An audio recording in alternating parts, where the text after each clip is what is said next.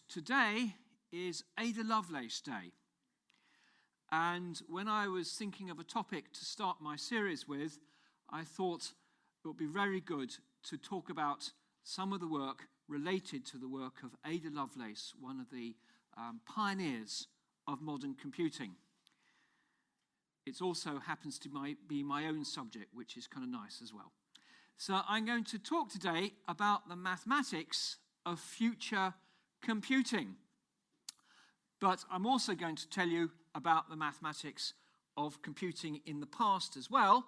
So we'll get a little bit of a history, and then we'll look forward into the 21st century and maybe beyond. So you may be all asking yourselves, what's a professor of geometry doing talking about computing? Surely a talk about computing should be given by the professor of IT.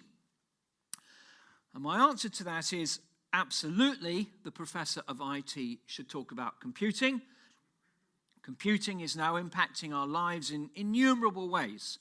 Probably all of you have access to a computer in some form, either through a laptop or through a machine like a cash machine or a smartphone or even a washing machine which has a computer built into it.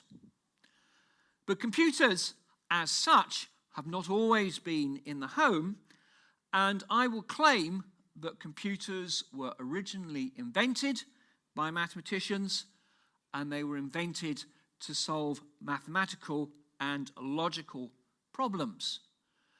And even though computers are very much now part of our domestic environment, it's mathematics which lies at the heart of all of the algorithms that computers use, and also at the heart of the algorithms they will use in the future.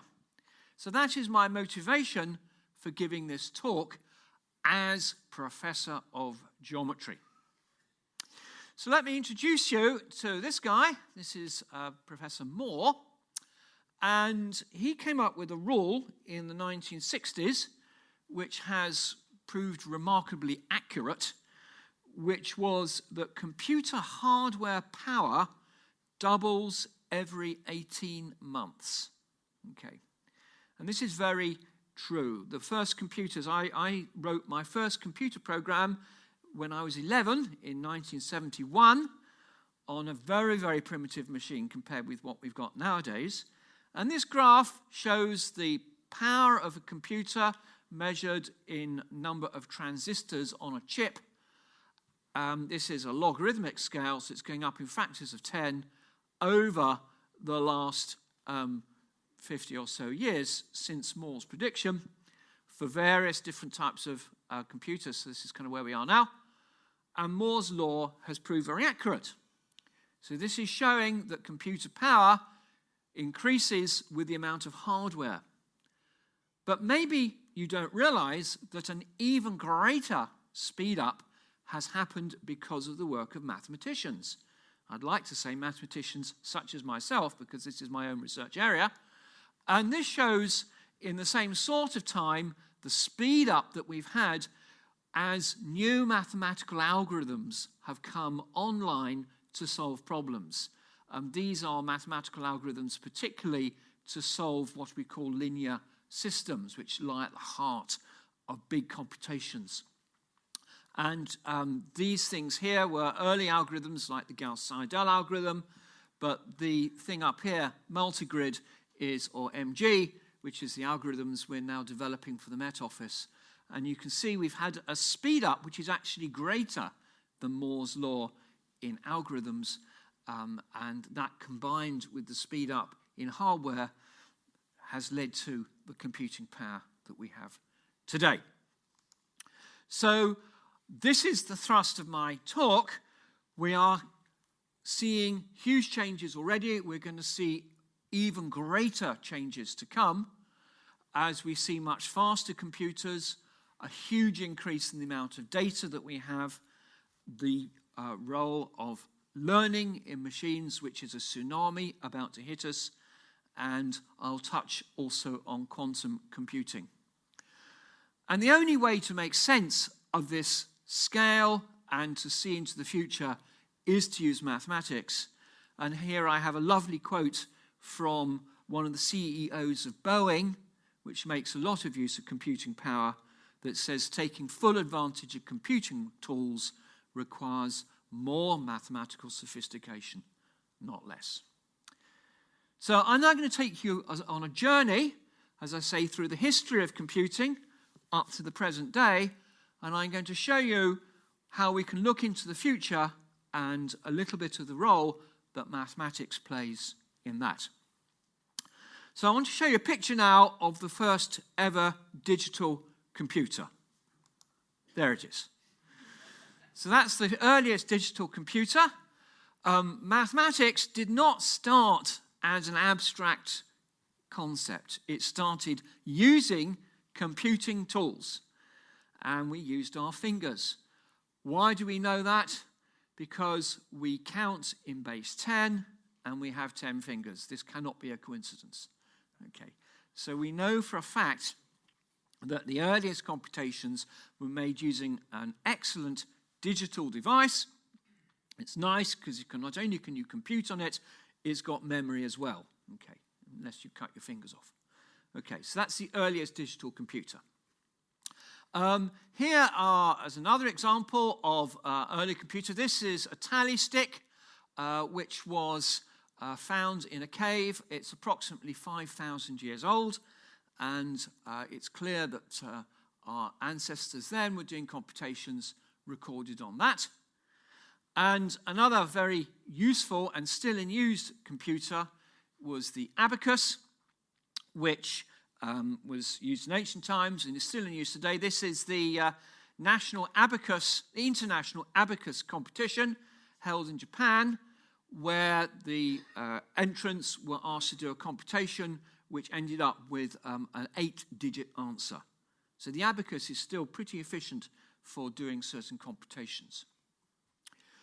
But one of the big advances in computing occurred in the 17th century when Napier, who was a Scottish mathematician, came up with the idea of using logarithms as a way of doing computation.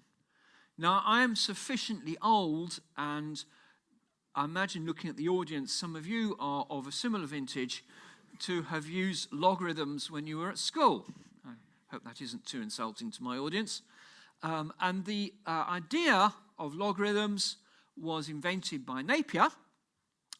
Much to my delight, when I was doing the research for this talk and went onto Wikipedia, I discovered it referred to Gresham College. And it said here in Wikipedia, his invention of logarithms was quickly taken up at Gresham College. I assume by the professor of geometry, maybe the professor of astronomy as well. And it doesn't then say what that person then did, but it's nice that Gresham gets a mention. And they talk then about Henry Briggs, prominent English mathematician who played an equally significant role in the history of logarithms. So how do we use logarithms to compute? Well, the idea of logarithms is that if you have a number x, then its logarithm to base 10 is the number a, which is the number which, when you raise 10 to that number, gives you x. So if x is 100, 100 is 10 squared, that's 10 to the power of 2, so the logarithm of 100 is 2, the logarithm of 10 is 1, the logarithm of 1,000 is 3, the logarithm of 2 is 0.30103, etc., etc. And Napier realized that if he computed these things here, then he could use these as a way of speeding up computations. And the reason for that was the law of exponents. The law of exponents was that if you take x and y as two numbers with logarithms a and b, and you multiply them, then you get 10 to the a times 10 to the b, and the law of exponents says that that's 10 to the a plus b. In other words, the logarithm of x times y is the sum of the logarithm of x and the logarithm of y. So if you want to work out xy, what you do is you find the logarithms, you add them up, and then you invert that process, finding the anti-logarithm, and that tells you what x, y is. You can do exactly the same with division. X divided by y is 10 to the a over 10 to the b is 10 to the a minus b, and that gives you the division again as a subtraction. And division is actually quite hard to do by hand, and this shows you that it's equivalent to subtraction. So this was a major breakthrough. And all you have to do is to work out the logarithms in advance. But this could be done, and they could be tabulated. They were done at the time by computers, and a computer at that time was a room full of students working away to calculate these numbers. And here is a table of logarithms. There's the number, there's its logarithm. So the number 1 has logarithm 0. The number 1.09 has logarithm 0.03743. And here, that's the number 1.001 and so on. And what you had to do when I was at school was get very fast finding a number and finding its logarithm and doing all the corrections. It took a while, but it was worth it. And to give you an example, suppose you want to work out 13.45 times 23.46. The logarithm of 13.45 is 1.1287. 23.56 is 1.3722. You add these together. That doesn't take very long. You take the antilog of this, and it's 316.9. And that is close enough to 316.882 for many purposes. And it takes a lot less time to calculate. So this became very popular, and certainly when I was at school up to the age of 16, I'll tell you what happened when I got to 16, this was how we calculated products and divisions. Later on, it was realized that you could automate this process using a slide rule. Quick show of hands, who here used a slide rule? Okay, lots of us did. I love slide rules. They have a kind of nice mechanical analog feel to them. And the way a slide rule works is that each of these scales is constructed so that if you have a number on that scale, the position it is on that scale is proportional to its logarithm. And by moving the scales around, you end up adding logarithms, and that's equivalent to multiplying the numbers. So slide rules was simply a mechanical way of adding logarithms together. This is my own slide rule. There we are. And I've set it up to do exactly the calculation I did there, to give 316.22. There you can just about see it. It's not particularly accurate, but again, it was good enough for calculations, and certainly the Spitfire was, for example, designed using a slide rule.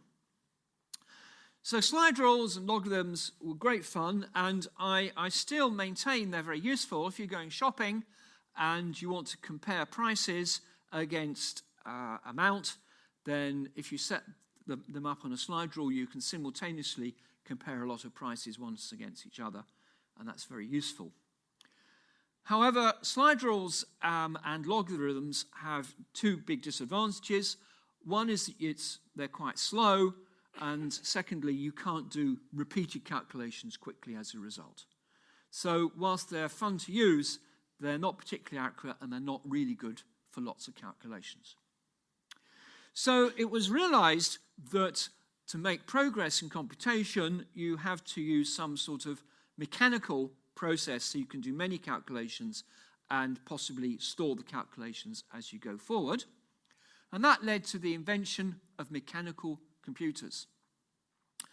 Now, my predecessor by some way, Professor Christopher Zeeman, was fascinated by mechanical computers and gave a wonderful lecture called Gears from the Greeks about this, which is the Antikythera, which was the very first mechanical computer to be known about, which was discovered at the bottom of the sea. It was a Greek computer, and it was used to calculate the motions of the planets and stars and calculate eclipses, and was incredibly accurate for the time. And as I say, that's over 2,000 years old. So we know that mechanical computers are at least that old. This computer here was developed in the 18th century by Pascal, and was basically an adding machine where you turned cogwheels and they added things together, and it's the predecessor for the Brunswiga mechanical computer, which again I used to use at school. But one of the great breakthroughs in mechanical computing came in the 19th century with Babbage. And Babbage naturally leads on to Ada Lovelace, so I want to spend a little bit of time talking about Babbage. So Babbage wanted to compute the results of formulae. Why did he want to do this? Well, one of the key things going on at the time was navigation. People needed tables for positions of the sun and the planets, and that required doing calculations, and the calculations involve formulae.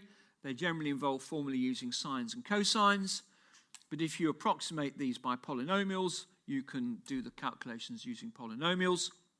This is a polynomial. Y is a function of x, in this case x squared and x cubed. And to calculate things like navigation tables, a lot of polynomials had to be evaluated. So Babbage, in the 19th century, put some thought into how you might calculate polynomials rapidly using a mechanical process. And he decided to exploit what's called the method of divided differences, which is generally accredited to Newton. So I want to tell you a bit about how that works and then how that led to Babbage's computer. So here is a polynomial here, and the line of numbers here are the values of this polynomial evaluated at different values of x. So if I put x equals 0 here, I get 1. If I put x equals 1, I get 1 plus 3 over 2 plus a half, which is 3. If I put x equals 2, I get 11. 3, I get 28. And 4, I get 57. So those are the values of the polynomial. I can now calculate the difference between these values. So if I take 3 minus 1, I get 2. 11 minus 3, I get 8. 28 minus 11 is 17. 57 minus 28 is 29. That's our first difference. If I calculate the next difference, that's the differences of the differences, I get 12, 9, and 6. I hope you can see how that works. And if you do it once again, you get 3 and 3. Now you might have noticed that those two numbers are the same. And that's not a coincidence. This is a cubic polynomial, and if you do this 4 times, you always get to a constant number for any cubic polynomial. If it was a quartic polynomial, so I had x to the 4th, I'd have to go one more line down. If it was a quadratic, I could do it with one less line. So I get this number here. Well, how do I then work out the next number up here? Well, I write the same number down again. There it is. I add 3 to 12, I get 15. I add 15 to 29, I get 44. I add 44 to 57, I get 101. And if you plug 5 into my polynomial, you get 101. So this allows me to work out this number without having to do any multiplications, just a ton of additions. If I want to work out the next one, I put a 3 there. 3 plus 15 is 18. 18 plus 44 is 62. 62 plus 101 is 163. And that's my polynomial when I put a 6 in. Easy. And that's what Babbage realized. This was a good way to calculate. Okay, so the method works for any polynomial, providing I take enough differences. If I take a function which is approximated by a polynomial, which is most functions, it continues to work pretty well. It's extremely mechanical. So in Babbage's time, these calculations were done by students or whatever turning a handle on a calculator. But if it's mechanical, it can be mechanized. This was the Industrial Revolution. Everything was being mechanized. Maybe calculations like this could be mechanized. So here's Babbage, one of the true fathers of the modern computer. And in 1823, he persuaded the government to give him £17,000, which I suppose would be more like £1 million now, a lot of money, to try to make a machine to do these calculations.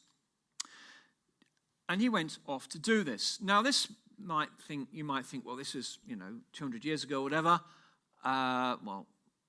What could that possibly mean nowadays? But actually, many of the problems that Babbage had to address to do this calculation are exactly the same sort of problems that we need to solve now in order to be able to compute accurately. So here are the problems he had to do. In order to add, he has to be able to represent what a number is. So if I have a number like a third, which is 0.333333, and so on, somehow we need to be able to represent that in our computer in such a way we can do calculations with it. Okay. The more decimal digits that we have, the more accurate the calculation, but the slower the calculation and the harder it is to do. Secondly, you need to be able to store the numbers. If we go back to this table, we need to know all these numbers here to get that number there. So this has to be able to store at least 4 numbers. So we need to store the numbers. And thirdly, we need to be able to add the numbers together. Now, of course, Babbage didn't have access to any electronic calculator, so the only thing he could do was to do everything mechanically. And there's his difference machine. That's in the Science Museum now. This was one of his prototype machines, not the full version that he wanted to get working. But the way he decided to store numbers was as columns. So you'd have a column of cogwheels, and if you look on each cogwheel you can see a number, so you'd set the cogwheel in such a position such that each cogwheel would represent 1 decimal digit for a number. So that's a number there.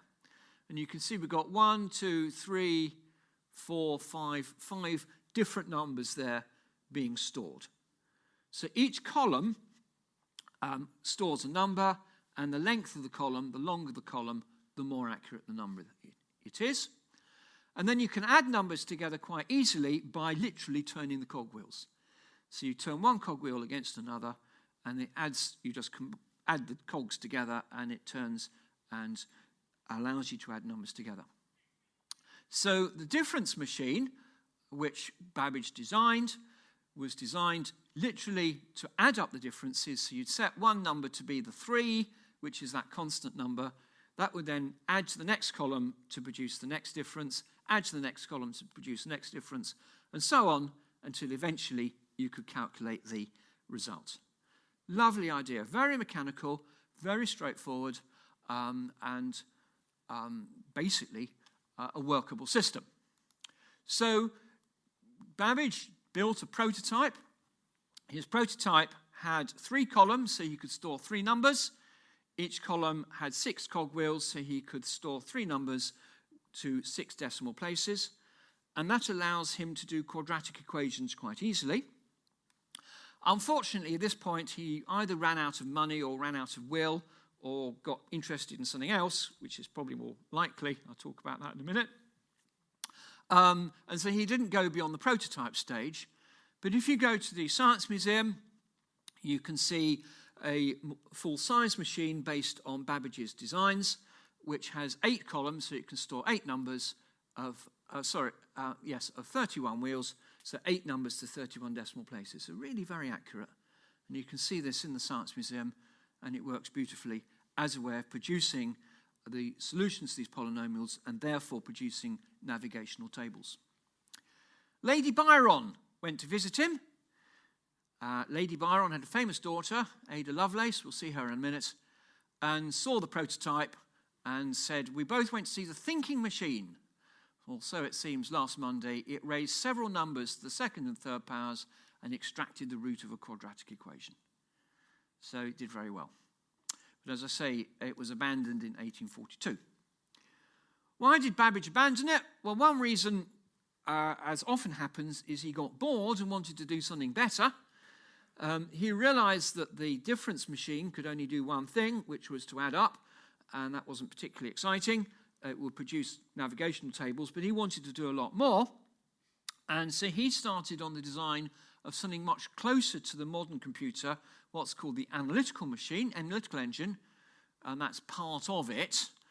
The analytical engine used the same idea of cogwheels and stuff to do much more. It also used punch cards, which were then being developed for the weaving industry, which you could use both to program and store things on. And that's a sort of schematic for it. So he designed a machine which was programmable, had an arithmetic unit, that was the bit which could add things up, controlled the flow, in other words, it could make decisions, do different things depending upon the results of calculations. It had memory, like its earlier predecessor, and you could program and put input using punch cards. So that's the analytical machine. Now, the analytical machine never really got going. The mechanical problems associated with it were too great, and even if it had worked, it would have been very, very slow. But still, the basic ideas were crucial to the final development of the computer. And this is where we get our hero for today, Ada Lovelace, who worked with Babbage on how to program the analytical machine to do various computations. And she was interested in these things. These are called Bernoulli numbers, which are the Taylor expansion of this thing here. These come up in all sorts of different contexts and are very useful things to calculate. And she wrote a program for the analytical engine to calculate this. And there it is. That is the world's first computer program. That is an incredibly important document, and as I say, that was developed by Ada Lovelace, who is often considered to be the world's first computer scientist, and she is honoured by having a computer language, Ada, named after her, and as I say, today is Ada Lovelace Day, so that's really good. Although sadly, she died rather young, having had quite an interesting life before then. If you want to learn more about Ada Lovelace, then my predecessor, Raymond Flood, gave a very nice Gresham lecture just about her. Well, let's move forward now, about 100 years. So Babbage was working on mechanical computers. I'll skip through to these. Now, in the 20th century, all our computers use electronics. We had to wait until the 20th century because modern electronics didn't really start until the invention of the thermionic valve at the beginning of the 20th century. So I want to take you through now the story of the modern electronic computer before we look at modern developments. So the invention of the modern computer started in the 1930s with people like Gödel and Turing looking at mathematical logic. It then had a huge stimulus in the Second World War associated with code breaking and the bomb. And then after the Second World War, that led to the first programmable computers. In the 1960s, with transistors and chips, we get the first commercial computers. And in the 1980s, we get the first practical home computers. And this is a picture of my first ever computer, which I bought in 1980, the immortal Acorn Atom. And I did my PhD on that, so it was quite a good piece of kit. Okay, so modern computing is generally associated with, I would say, three people in particular. Here are the first two, Alan Turing, who he died very young, committing suicide, we think, and Tommy Flowers, who lived rather longer. So these are the two kind of British pioneers of the modern electronic computer. And what are they most associated with? Well, they're primarily associated with the Colossus computer. So during the Second World War, the Germans were using a coding system called the Lorentz cipher. You may have heard of Enigma, which used cogwheels and mechanical devices, but the Lorentz cipher was a much more sophisticated system, largely based on teletype machines, and it was particularly important because Hitler was using the Lorentz cipher to send his most secret communications with. And a guy called Bill Tutt managed to work out, without even seeing it, how the Lorentz cipher worked in what's often considered one of the greatest intellectual achievements of the Second World War. Bill Tutt then went on to be one of the founding fathers of computer science in Canada. Knowing how the Lorentz cipher worked, Turing was able to come up with sort of mathematical process for then cracking that cipher. Now, I'm not going to go into any detail. That would be a complete different lecture. But it was obvious that the only way that that could be done was using some form of computer, and anything mechanical would be far too slow. So they then thought, well, the thing to do is to do it electronically. And this is where Tommy Flowers came in, because Tommy Flowers worked for the post office, and he was one of the inventors of the modern kind of electronic exchange for telephones and stuff like that. And so he used the ideas of the telephone exchange, which was based on electronics, to build the first computer. So he's as much a founder of this sort of computer as is Turing. And this is the Colossus computer, which was designed by Flowers using ideas from Turing and others to crack the Lorentz cipher. And you can see here two wrens operating it, and much of the input was using paper tape over here.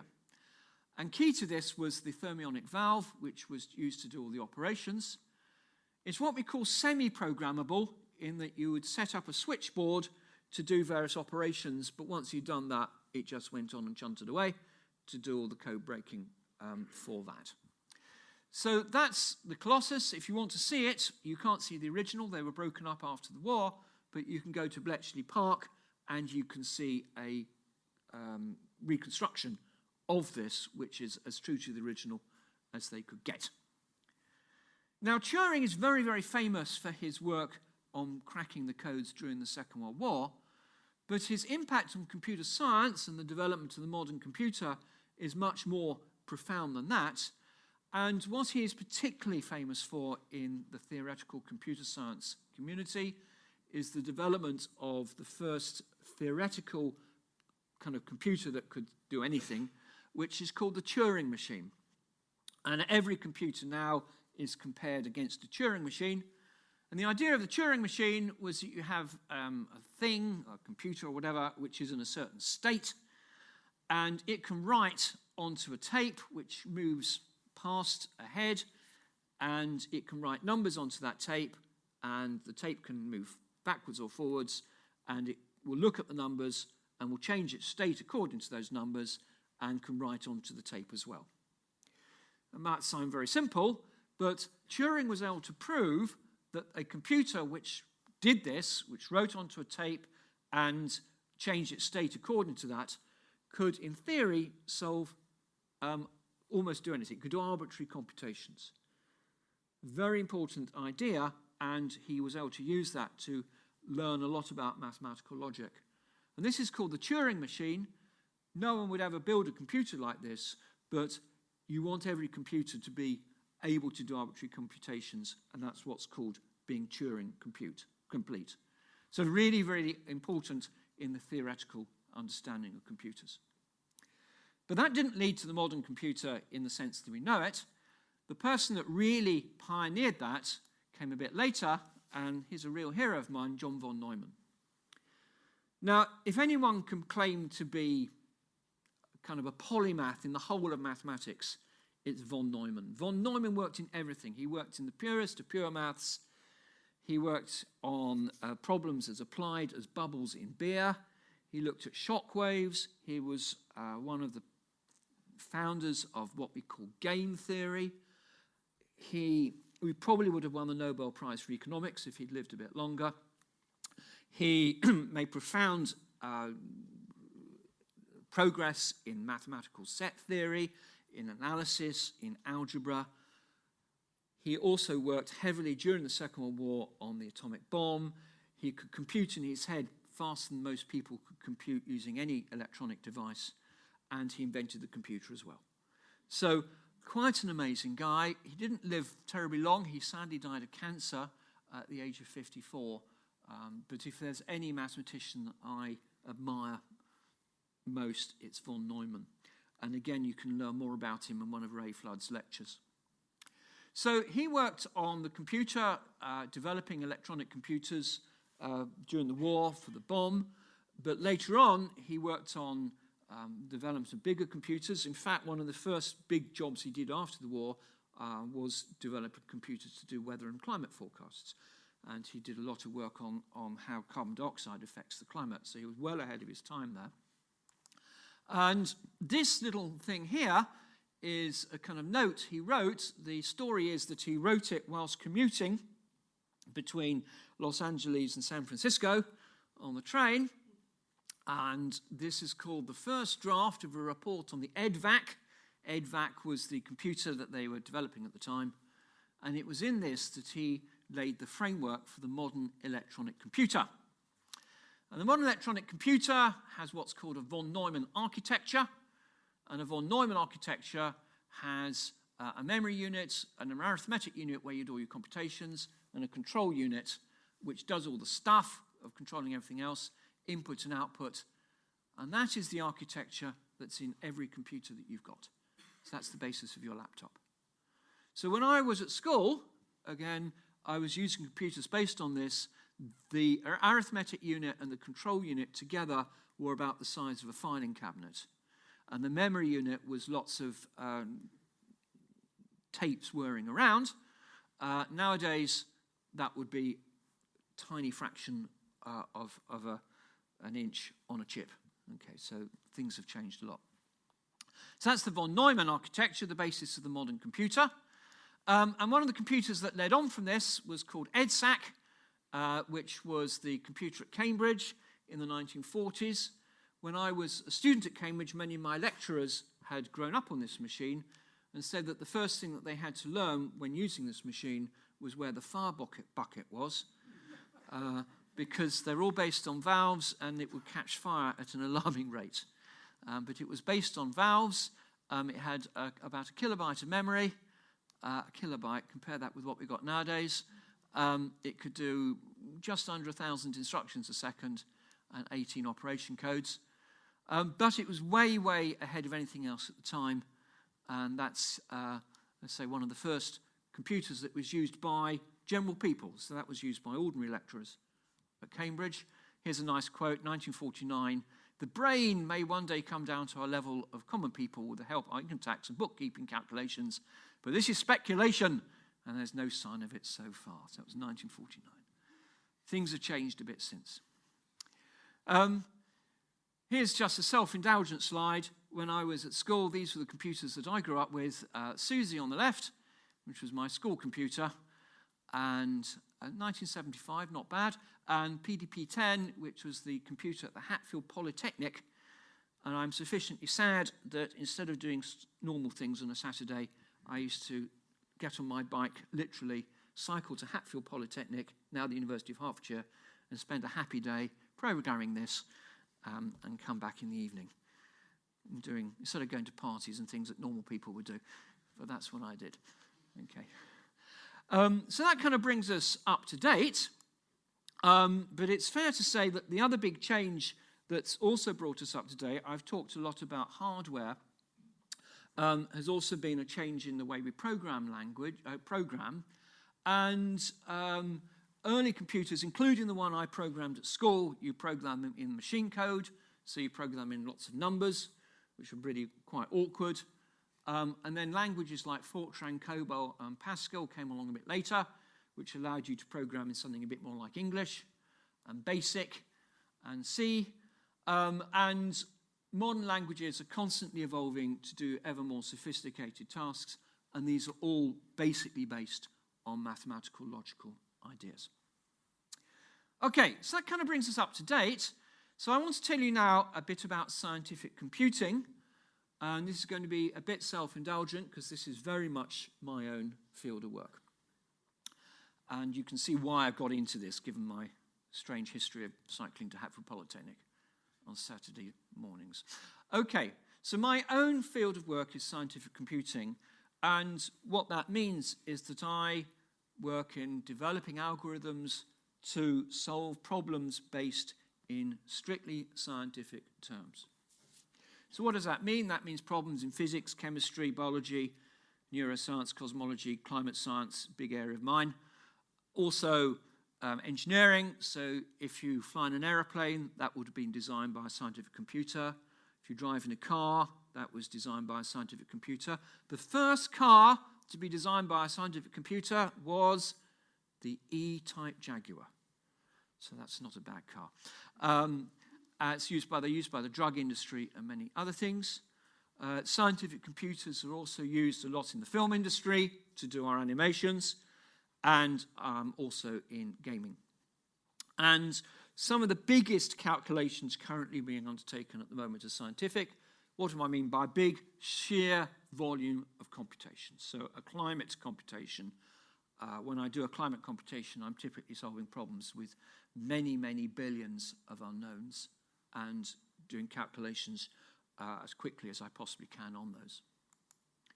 And the heart of scientific computing, the mathematical heart of scientific computing, is a branch of maths called numerical analysis. And that is the maths that's used to design algorithms to solve scientific problems accurately and efficiently. So I have already told you about Turing. There are a number of biographies of Turing available. And I remember reading one, and it said Turing at this point decided to study numerical analysis. And there was an asterisk, and at the bottom of the page after asterisk it said numerical analysis is a branch of mathematics regarded by most mathematicians as even more boring than statistics.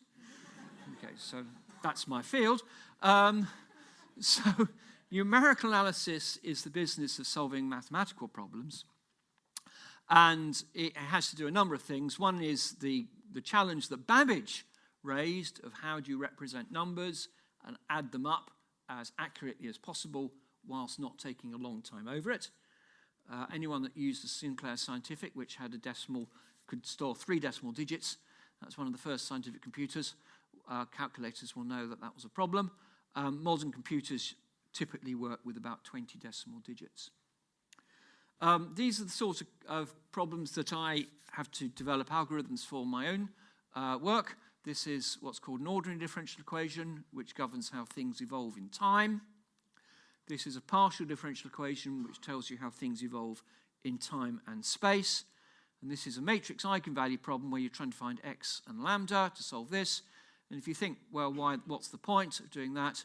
That's what Google does every day to, whenever you type, if you Google Gresham, it's actually solving that equation to find all the information you need. So these are the sort of core problems that we're trying to solve using the sort of techniques which I devise. Why might be interested in solving them? Well, again, I want to tell a sort of slightly historical story, and which also illustrates the point at the same time. So after my various kind of cycling trips to Hatfield Polytechnic, I eventually became a PhD student at Oxford, working in the area of scientific computing. And in 1987, I was due to go to Scotland and to catch a train from King's Cross, and I went down to London to catch the train, and I couldn't get into the station because there was a huge fire going on in 1987, which was quite a, impacted me quite a lot. If I'd turned up an hour earlier, I would have been in that fire. What happened in 1987 was that somebody dropped a cigarette on an escalator. That started a small fire, and no one worried about it too much because they thought they had it under control. And then suddenly the small fire turned into a huge fire, which went up the escalator, got into the ticket hall here, and killed really quite a large number. Something like 40 people died. And if you go to King's Cross, you can see a plaque to them. So that affected me very deeply at the time. As I said, I was only an hour away from being in that fire. But then it affected me later on because I got involved in the investigation to see what happened in that fire, which required a computer simulation, which was done at Harwell, and my project at the time involved working with the people at Harwell. So I'm going to talk about this much more in January, but the idea behind the investigation was to use the process of what's called mathematical modeling, which is where you take a real system, you make a model, which is a sort of mathematical simplification. As I say, I'll talk about this much more in January. And then you perform simulations on that using a computer.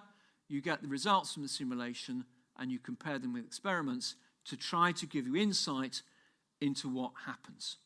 Okay, this is quite a complicated process. I'll talk about it in detail in January. By the way, that's the lecture on how math saves the whales and cures cancer. So, slightly ambitious lecture, but anyway, you'll see. So that's the process that we're doing, and that's what we did for King's Cross.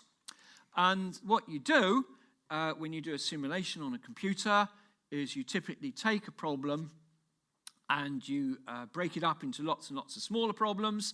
So if I'm trying to, say, do the climate, I might break the Earth into lots and lots of little cubes, and then you solve the climate on one of those cubes, or what we call a finite volume, and then you put it back together to get the whole of the system. That's how a simulation works.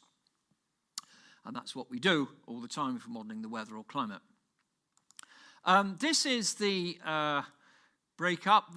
King's Cross, here's the ticket hall. And here is the escalator going down into where the trains are.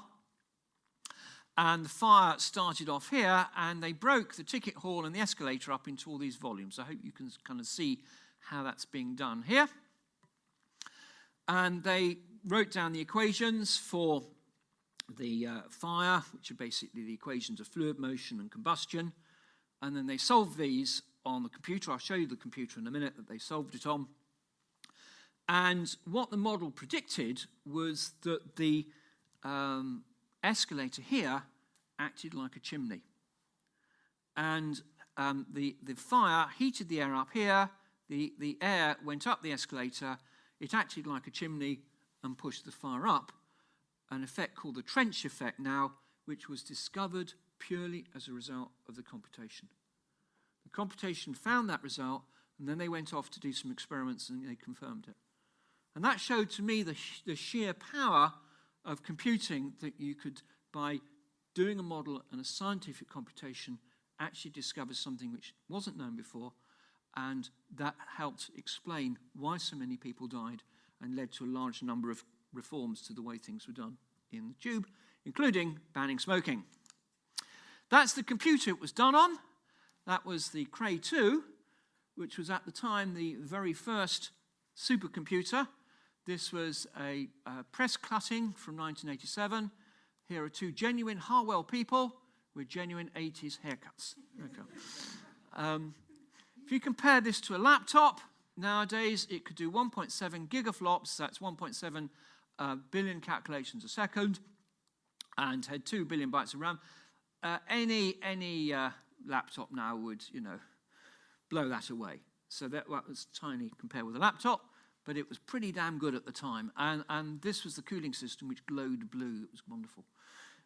So that was the Cray 2, and that was one of the first ever supercomputers.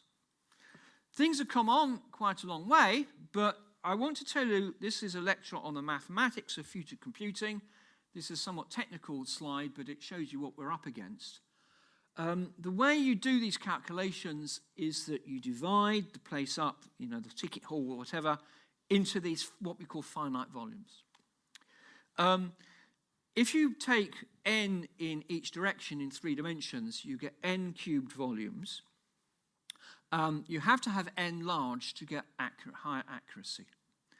The accuracy decreases like 1 over n squared, but the time it takes to do the calculations increases like n to the 6th. These are fundamental numbers. It's really hard to get round. And so if I want to increase my accuracy by a factor of 4, that means I'm going to spend 64 times more time calculating that. And if n is big, say 10,000, these become very, very big numbers. Or it can take literally months to do these sort of calculations. And that's why we need supercomputers, because computation time goes up very rapidly as you increase accuracy. So in a climate forecast, let's take a weather forecast. If I want to increase the resolution from 2 kilometers to 1 kilometer, which is not unreasonable, then I'm talking probably taking 50 times longer to do that calculation. So that's why we need supercomputers, and that's the maths of computer, as far as I'm concerned. The other thing is to try to get this number down, and that's where I very much involved. If I can get that 6 down to a 4, then I'm making a big difference. Okay, so supercomputers, which I want to talk about for a bit, have sped up basically due to 2 reasons. One is the increased amount of hardware. So as I say, Moore's law means that we can put more and more transistors on a chip. But we're coming to the limit of how many we can put on a chip for 2 reasons. One is the quantum effects. So as things get smaller, so quantum effects get bigger. You get randomness coming in because of that. So we may be getting to the limit of how many transistors we can put on a chip. And the other is heat. So the more transistors you have on a chip, the hotter they get, and the more power they need. So a modern supercomputer, the Met Office computer, needs megawatts to run it. Megawatts. And that means a climate change computer, a computer to calculate climate change, is contributing significantly to global warming. Okay, and this is a big problem, and it's again a big area of research. Can we make the algorithms more efficient? Can we get away with simpler things to cut this down on? But that's really a kind of area where we're seeing problems, but this is what we've got to solve if we're going to compute better in the future. The second is what I call the red Queen's race of software. You might notice every time you get a computer, it runs slower than the one you had before. You may not notice it, but they tend to. And the reason is that software companies develop better and better software, and it's more and more sophisticated, and the hardware isn't keeping up with it. And so it can be difficult to get software to run fast, the more sophisticated it gets. But another area where we are making a lot of speeds up is in what we call parallel computing, which is the business of doing lots of calculations at the same time. So if I want to do a parallel computation, for example, I could use everyone in the same room to do one calculation. And that means I can do, looking at you, there's probably about 100 in the room or so, 100 calculations in one go. That's called a parallel computation. And modern computers do a lot of calculations all at the same time. So the Met Office computer does 460,000 computations all at once, and that's called a parallel computation.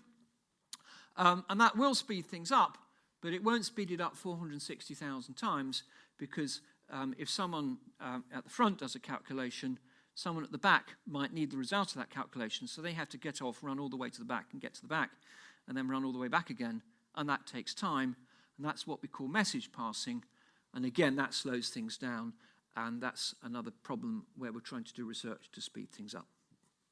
Okay, I put a calculation in the notes. I haven't got time for it now, but if you want to go into the notes and have a look, it will tell you a bit about how that all works. Okay, but all of these things are helping, and we're getting to speeds of computers which would have kind of been undreamt of in the times of von Neumann and all that lot. And we're up to what we call petascale computing now. This lovely thing here is a petascale computer called Jaguar, which is at the Oak Ridge National Park in the US. What's a petascale computer? Here's the magic number, 10 to the 15. That's one with 15 zeros after it, which is 1,000 trillion. The Met Office computers are petascale computers. They can do 14 times 10 to the 15 arithmetic operations every second. Let's compare that with the EDSAC at Cambridge that could do 1,000 a second. And my first computers I was using at school were about that speed. That's an incredible speed. 10 1,000 trillion calculations a second, and they can store all those numbers in memory. And so that's where we are at the moment. The first one went online in 2008. There are about 20 of these around at the moment. Many of them are used in climate and weather forecasting, but they're used in other things, such as cosmology, genomics, molecular dynamics, drug design, all these sort of areas. There's also ones that are in use for naughty things, which I'm not able to tell you about because no one tells me about what they're doing, but they're behind people on barbed wire fences and stuff like that. But this is what we can now do, and scientific computing is a hugely important area. It's by far our best bet for knowing what's going to happen to the planet for climate change. That's a Petascale computation, looking at the way that the oceans are warming and the clouds are forming over it. And so the calculations I do with the Met Office, again, are using all these sort of things. If you want to know what the ocean looks like, that's a simulation of the ocean using a Petascale computer. It's beautiful stuff. And sadly, I can't show you it swirling around. That's beyond my bandwidth for this talk, but you can go and look these things up if you want to. That's a simulation of brain activity on a Petascale computer. And this is my favorite of all. That may look like what you get if you look at a telescope at the sky. No, that is a simulation of a galaxy forming using a Petascale computer. And looking really, really good. And we're up to the point where we're going to see exascale computing. That's 1,000 times faster. We have our first exascale computer that's done that calculation. It's been done once on a genomic calculation, but China is planning a ton of these in years to come. And zetascale computing, which will be 1,000 times faster than that, is estimated to occur in 2030. Watch this space. There's an article in the Times today bemoaning the fact that due to Brexit, investment of the UK of supercomputers has essentially stopped for a while, which is a bit of a worry because we might well be taken over by these guys. I just wanted to very quickly, because I've covered this in other talks, say that whilst supercomputing is something I'm very passionate about and will affect our lives in many ways, what's probably going to affect our lives even more is what's called machine learning. And you can go back and look at my previous talks on this. So computers are impacting our lives through things like Google, mobile phones and credit cards and so on. But a tsunami is about to hit us. And what's a tsunami? The tsunami is deep learning, where you can get computers to learn how to do things. This is a computer here. It's what's called a convolutional neural net, which is used for face recognitions. This is what things like Facebook and so on are using as face recognition, or the police and so on.